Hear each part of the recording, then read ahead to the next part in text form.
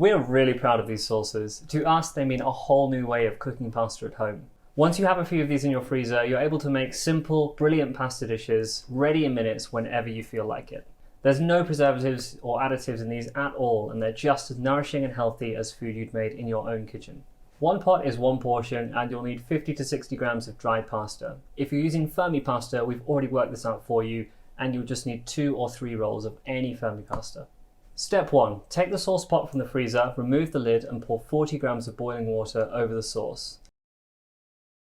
Cover with the lid and set aside for 10 minutes. Step 2. Remove the lid and gently stir the sauce with a fork, breaking up any parts that might still be frozen. Step 3. Once your pasta is cooked and strained, put the sauce into the pan, followed by the pasta, and cook on a very low heat, gently stirring for 20 to 30 seconds. Just enough so the sauce starts to thicken, but not so much that it splits, so 30 seconds really is the maximum here.